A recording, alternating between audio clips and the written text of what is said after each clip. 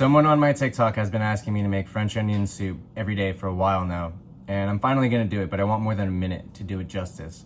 So I've made this about 4 times now, and I'm finally happy with it. So to follow this recipe, you're gonna need a lot of onions. We're gonna pack a lot of onion flavor in there.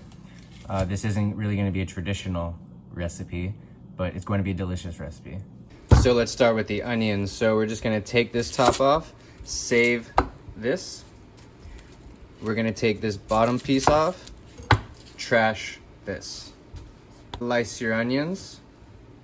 The onions with the skin and everything go into a pot, and we're gonna cover this with water. So just enough water to cover. You don't want them to swim in there. You just want them to sit nice and snug. You're gonna go on with a heavy lid and throw it into the oven. You can do this on your stovetop.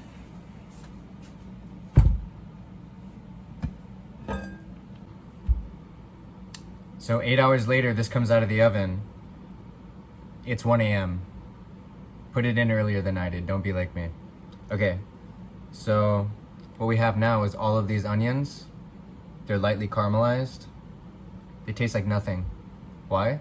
Because all of that caramelized sweet onion flavor is in the broth.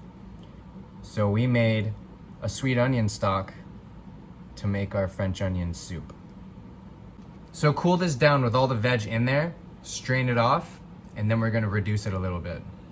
So you should be starting with about 2 quarts of onion stock, and we're gonna reduce this down until it tastes exactly like a caramelized onion.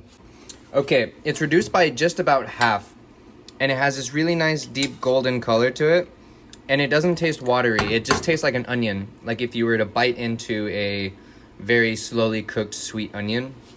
That's what it tastes like. And you should have about a quart of it at this point. So let's do the bread next. I'm just gonna take this French bread and I'm gonna dice it into cubes. Instead of just doing a slice on top, I'm gonna dice it. I'm gonna cover it in this really fragrant olive oil, and then we're gonna toast it.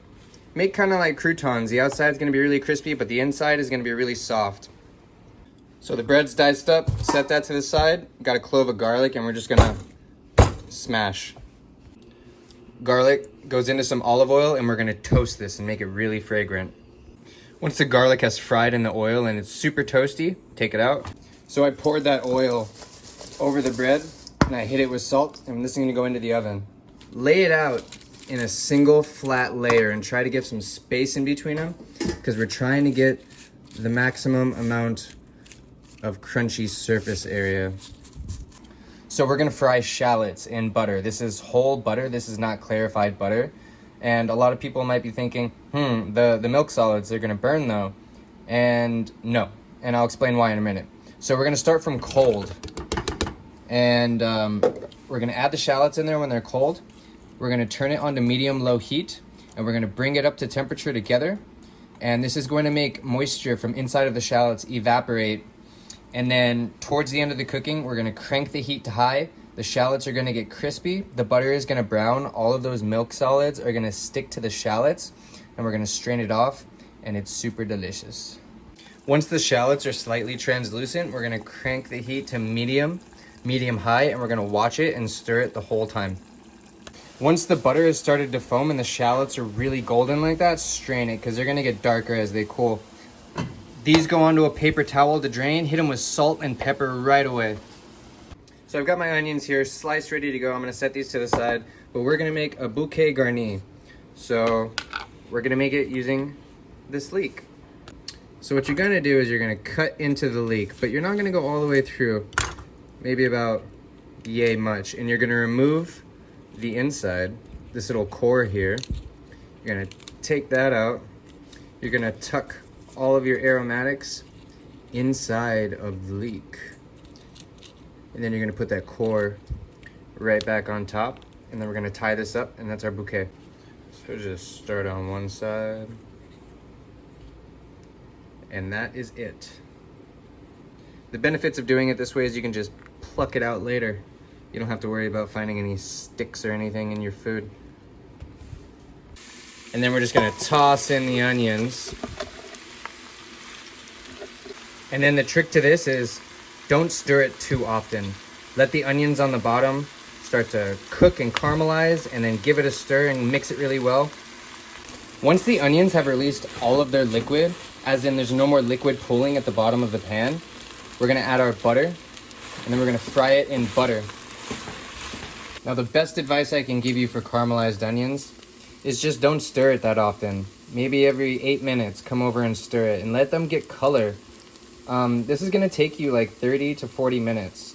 And after about 30 minutes, you should have this beautiful caramelized onions. Once the onions are almost ready, we're gonna add garlic and we're gonna sweat those down.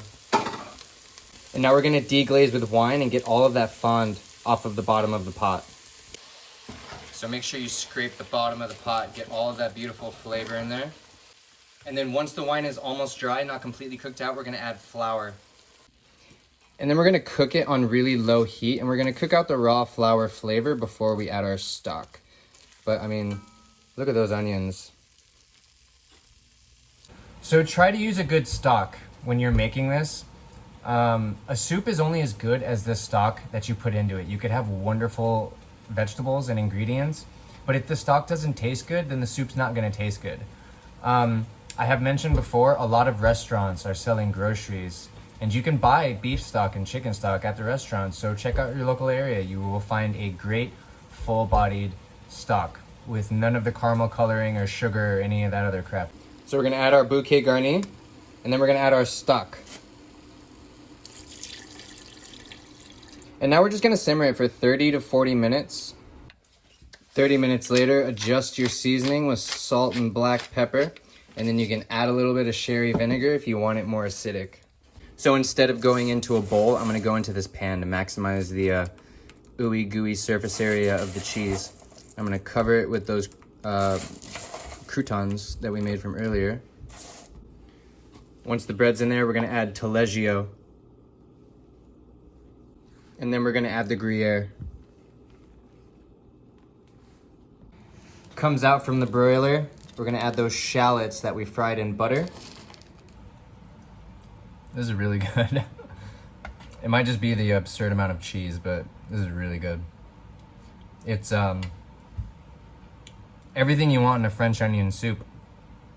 The broth is really good. It's beefy, but it's also really onion forward, which is what you look for in a French onion soup. The bread that was toasted, but is still softly chewy in the middle, soaking up all that liquid, has such a great texture. And then the crispy shallots on top add a nice crunch and butteriness to it. And then you have the crispy cheese on the top. It's really good. Okay, French onion soup is done. Let me know what you guys want to see next in the comments. The recipes will be in the description as per usual. When in doubt, end the video.